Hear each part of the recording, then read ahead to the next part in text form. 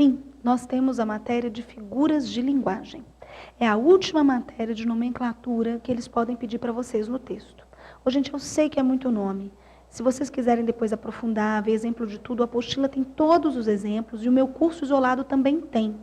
Mas aqui a gente está dando essa noção geral para que vocês não sejam pegos de surpresa, pelo menos com os nomes do que o elemento textual tem. Então, tem a parte, né, da gente trabalhar com um pouco de exercício, mostrar a técnica, a gente lê alguns textos, mas nesse momento eu estou realmente dando nomenclatura. Então, vamos ter um cuidado com isso. As figuras de linguagem, eu acho que é a parte que vocês mais reclamam exatamente por causa de nome. Muita gente, quando vai ver texto, nem imagina que tenha tanto texto. Mas elas se subdividem em 3 grupos. As figuras de palavra, de pensamento e de construção. As figuras de palavra são figuras que mentalmente você substitui uma palavra por outra ou uma ideia por outra. Então, nós temos, por exemplo, nas figuras de palavras, metáforas. O que é a metáfora? A primeira visão que se tem de metáfora é a visão de comparação. Então, eu falo, as palavras são abelhas. Aristóteles falava que a metáfora era uma comparação a que faltava o elemento como. As palavras são como abelhas, as palavras são abelhas. Agora, eu quero que a gente veja a metáfora muito mais. Eu quero que a gente vá muito além. Eu acabei de dar para vocês 2 nomenclaturas. Denotação e conotação. Olha esse sentido de abelha. É o sentido do animal que faz mel? Não é. É a conotação.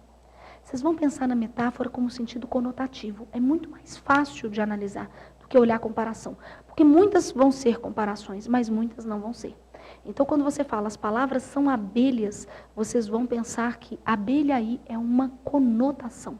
E, portanto, é um sentido conotativo, metafórico, figurado, contextual. O sentido que é conotativo é também metafórico.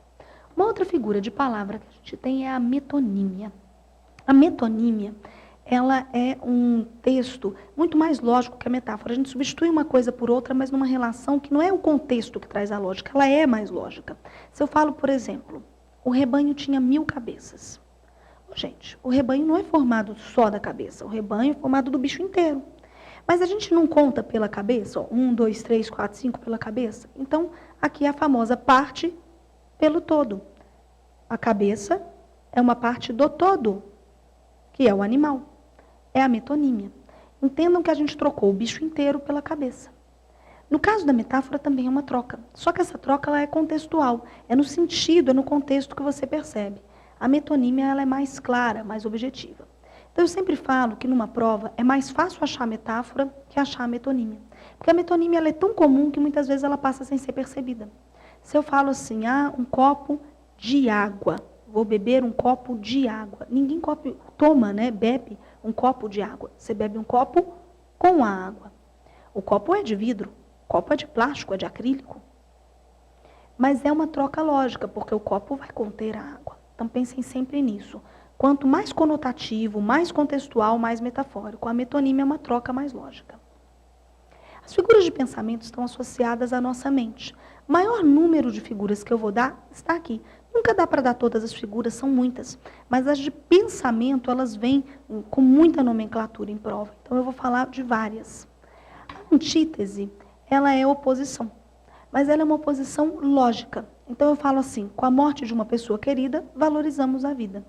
É uma oposição, morte e vida, mas uma oposição lógica. A diferença da antítese para o paradoxo é que o paradoxo também trabalha com oposições. Mas oposições que ficam lógicas no contexto, não é lógico no mundo. Então, se eu falo assim, para viver, precisaremos, antes de mais nada, morrer. Olha como é diferente. Se eu falo assim, hoje eu estou viva, mas um dia eu vou morrer. Eu tenho antítese. Agora, para viver, eu vou precisar morrer. Eu tenho paradoxo. Porque se eu morrer, eu não estou viva. Então, como é que para viver eu vou precisar morrer? Não tem sentido. É o elemento paradoxal.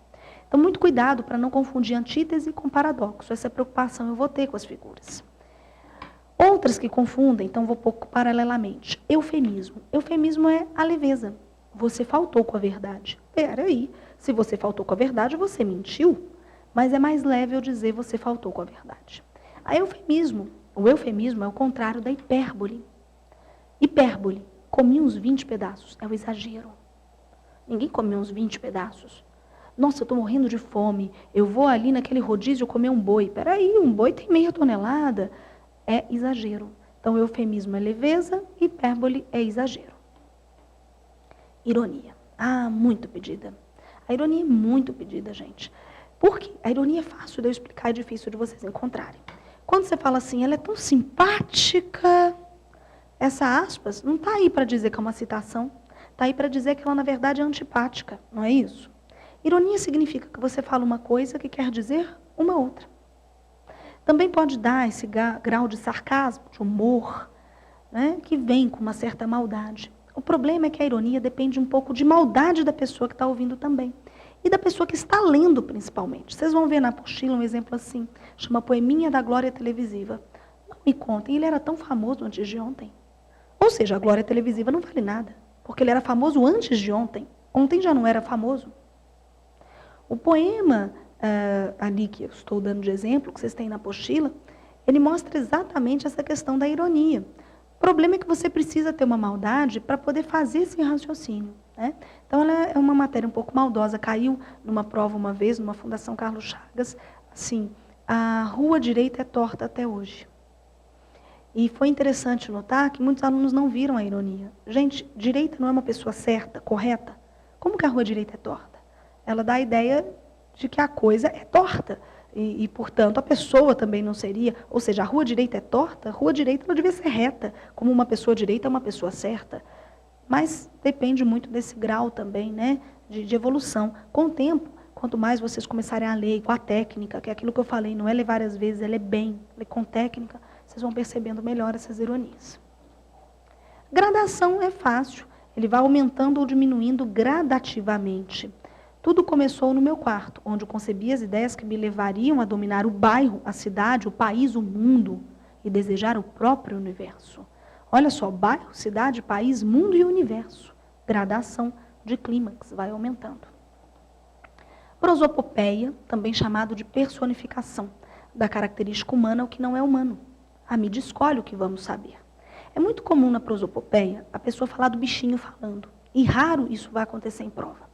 Em prova vai acontecer o que está aí. Gente, a mídia não é uma pessoa que escolhe o que nós vamos saber. Mídia é mídia. Mídia não é gente. Alguém da mídia escolhe o que nós vamos saber. Mas a gente usa isso e nem percebe. A prosopopeia, ela vem em vários cantos. Quando você fala, a lei diz que é proibido beber e dirigir. Epa, está na lei, lei não é gente. Prosopopeia. Zoomorfismo, da característica humana.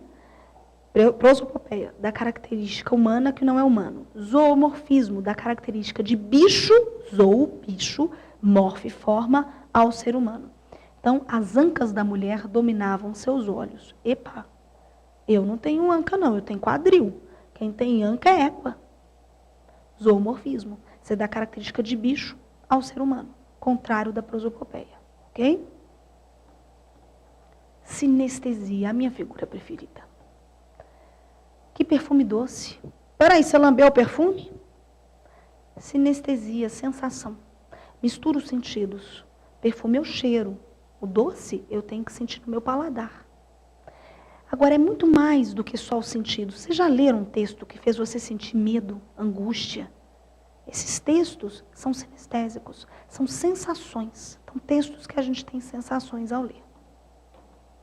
Catacrese, pé de cadeira, pé de mesa. Catacrese, ele é uma figura que mostra o seguinte, não tem uma palavra certinha, própria para aquele termo, aquilo que eu quero usar, então você aproveita uma palavra que já existe num uso diferente. Quem tem pé é gente. Você fala pé de cadeira, dente de alho, né? Você tem ali uma estrutura de catacrese, porque você usou numa estrutura nova, num uso novo, opa, pé da mesa. O que eu quero que vocês percebam? Existem, às vezes, dois nomes que acabam dando na mesma, em termos práticos. É que depende até da teoria que você está. Se é da linguística, se é da literatura. Na literatura, a gente fala muito de figura de linguagem e fala da catacrese, que é essa figura que eu acabei de explicar. Mas a gente tem um outro termo na linguística que chama neologismo. São duas áreas de pesquisa diferentes.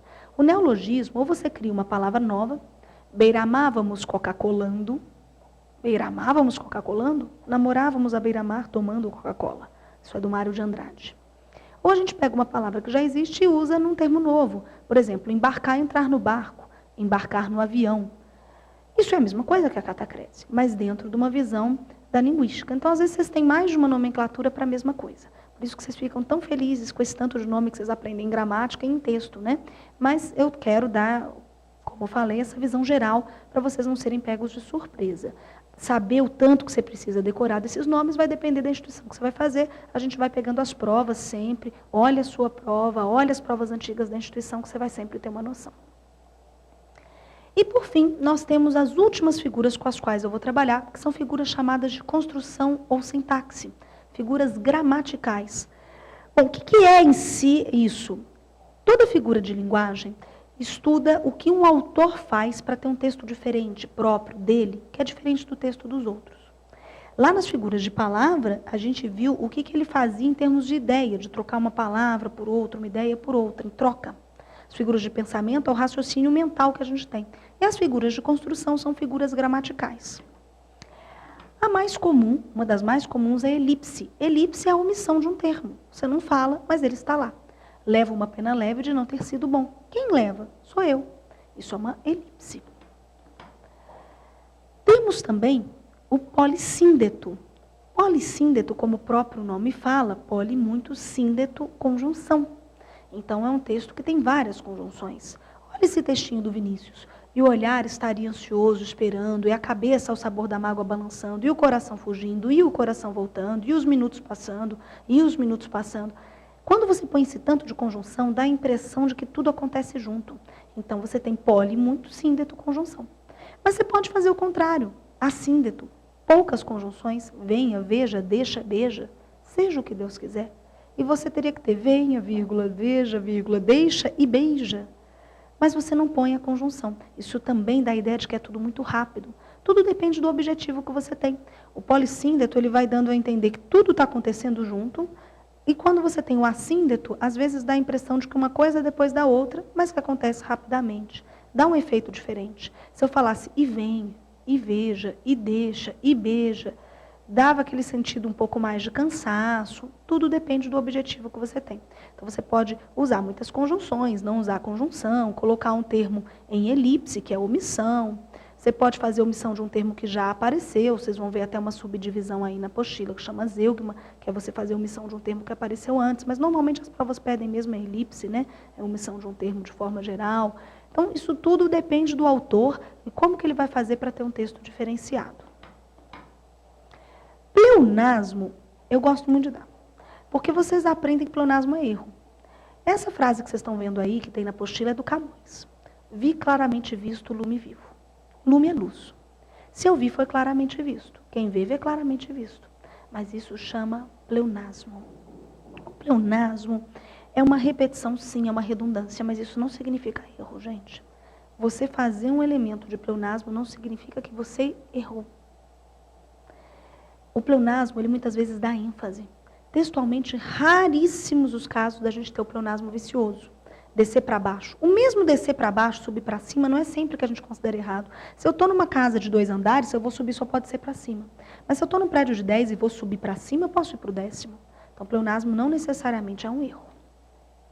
Iteração ou repetição. Você vai repetindo aquilo que está sendo falado. Então, cuidado para não achar que isso é um pleonasmo. É simplesmente uma repetição. Um homem vai devagar. Um cachorro vai devagar. Um burro vai devagar.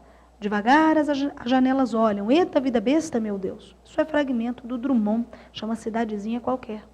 O Drummond adorava uma estrutura, né? Eu falo que a figura, a gente vê o que o autor faz para ter um texto próprio. É uma estrutura típica dele, essa repetição de devagar, não é? E dá um efeito que, às vezes, no nosso texto ia parecer repetição chata, dele dá esse efeito de cidadezinha qualquer mesmo, né? É lento. Então, isso chama iteração ou repetição. Agora, a anáfora, ela tem 2 visões. Uma para a literatura e uma para a linguística. Sempre você vai ter esses 2 brigando aí na área de texto. A anáfora na literatura é esse exemplo que eu coloquei primeiro aí. Quando fazem os ministros o que fazem, quando respondem, quando deferem, quando despacham, quando ouvem, é como uma iteração ou repetição. Só que ela vem só no início da frase. Sempre no início. Só que hoje é menos comum essa forma de anáfora em prova. A mais comum é essa de baixo, por isso marcada em amarelo. Suzana gostaria de conseguir um emprego em Paris, mas antes ela precisa melhorar o seu francês. Quem é ela? Não é o Suzana? É um termo de referência. Isso também é chamado de termo anafórico, só que é a visão da linguística. Então, normalmente hoje em prova, quando fala anáfora, você vai pensar que um termo retoma outro que já foi dado. Anacoluto. Se Antônio Bandeiras aparecesse na minha frente, eu deixaria para vocês terminarem o que eu faria. Anacoluto dá exatamente essa ideia. Um anacoluto é quando você não termina o que foi dito. Mas o famoso, para quem sabe ler pingo é letra, a gente entende pela lógica. Você vai pelo contexto. Não é? Então, muitas vezes, você vai ver assim, por que isso é uma figura de construção? Porque o sujeito, o verbo e o objeto não estão completos na frase. Falta pedaço. Mas, pelo sentido, a gente sempre entende. Hipérbato, não confundir com hipérbole. Hipérbole é exagero. Hipérbole, exagero. Hipérbato, inversão sintática. Poxa, por que tem que estar um nome diferente para inversão sintática? Por um motivo muito simples. Isso aí é da literatura. Então, eles vão sempre ter suas estruturas próprias. Então, se eu falo, eu peguei a cerveja, eu tenho uma ordem direta. Sujeito, verbo e complemento. Se eu falo, a cerveja eu a peguei, eu estou usando fora da ordem. Isso chama hipérbato. Onomatopeia. Imitação de som. Os chineses soltam pum a toda hora. Quando você fala pum, você está imitando o som que faz ao soltar gases. Então, isso chama onomatopeia. O tim-tim de você brindar é uma onomatopeia. Aliteração. Aliteração é a imitação sonora, ou vamos entender. Onomatopeia imita mesmo o som da coisa.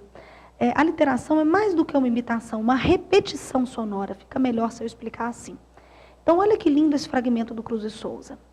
Vozes veladas, veludosas vozes, volúpias dos violões, vozes veladas, vagam nos velhos vórtices velozes, vivas vãs vulcanizadas. Estão vendo essa mistura de V, de S, de Z? Isso é aliteração. Alguns vão separar a aliteração da assonância, não é? Colocando essa questão sonora. Mas, de forma geral, vocês podem pensar assim que funciona bem. As questões sonoras, as repetições sonoras. O que eu quero mesmo é que vocês separem onomatopeia de outros tipos de som. Onomatopeia imita o som. As outras formas de som são repetições sonoras. Então, tim-tim não é simplesmente uma ideia de você brindando ali, repetir o som. Mas o tim-tim é aquela ideia de você imitar o som que faz na batida do vidro. Bom, finalizando, eu queria falar um pouco da postura de vocês na leitura. A primeira coisa, finalizando essa parte teórica, é entender o seguinte: comece a ler todo e qualquer texto pela fonte. O bom leitor, ele começa pela fonte. Ele sabe quem é o autor, qual o local de publicação, qual a data, porque tudo isso faz diferença para o sentido. Segunda coisa, veja o tamanho dos parágrafos. Não é ler, não, mas olha a paragrafação. Muitos alunos são pegos de surpresa. Olha, acha que o texto tem uma página, quando vai olhar o texto tem 3 páginas. Passa, e aí ele não consegue nem fazer o gancho da página seguinte com o que estava antes. Então, dê uma olhada na paragrafação, isso ajuda muito. Outra coisa, olha o título, o elemento de título. Não olha o título primeiro, olha o título depois vinculando a fonte. Muitas vezes, quando o título não está lá em cima, ele vai aparecer no final do texto junto com a fonte. Veja aquilo que eu falei. O mesmo título pode ter uma variação diferente, dependendo do local de publicação ou do ano.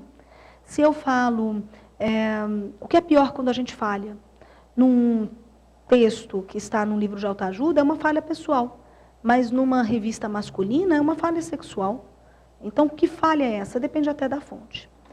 Por fim, leia. Mas ao ler, lembre-se de que não adianta ler rapidamente e acreditar que você vai ganhar tempo na prova. Você não tem que ler o texto várias vezes. Eu insisto nisso até com meus filhos. A gente tem que ler uma vez, mas entendendo o que lê. Então, você vai ler como? Procurando fazer inferências, que são essas deduções lógicas que a gente falou, pautadas ou no que está na gramática ou na situação do texto. Encontrando, quando for um texto dissertativo, que é o mais comum em prova, os tópicos frasais. Essas frases que a gente grifa e resume e sintetizam a ideia do texto. Quando o texto não for dissertativo, você não conseguiu ali fazer o grifo, ou ele cria imagem, isso na verdade você vai ler e naturalmente você vai ver. Você começa a tentar criar imagem, não deu, você grifa as ideias principais. Mas se deu para criar imagem, normalmente você vai estar numa narração ou numa descrição. O mais comum em prova, dissertação e narração. Aí você vai criar as imagens do texto. Quando a gente pega aquele texto lá da nossa infância, a gente lembra dele até hoje. Por quê? Porque é aquela obra que a gente leu, que a gente criou a imagem dela. E isso faz uma diferença gigantesca. Então tentem ler criando a imagem daquilo que vocês estão lendo. Isso facilita imensamente a vida de vocês. Não é? Então uma forma muito boa da gente ler é a gente não pensar que qualidade é igual a quantidade. Vamos ler uma vez e ler bem. Claro que tudo é exercício. Eu sei que eu assustei um pouco com essa nomenclatura do texto, mas é importante vocês terem essa parte também. Por quê? Porque muita gente acha que texto não se estuda, que texto não tem teoria que eles podem pedir, e eu quis mostrar para vocês que não é bem assim. É claro que a técnica de leitura é o ponto fundamental, mas não se esqueçam de avaliar a nomenclatura. Como que vocês vão saber se tem que saber toda a nomenclatura, tanto de gramática quanto de texto? Sempre olhando provas antigas de qualquer instituição que a gente vai estudar. Porque a gente vai ver se eles pedem mais o raciocínio ou mais a nomenclatura.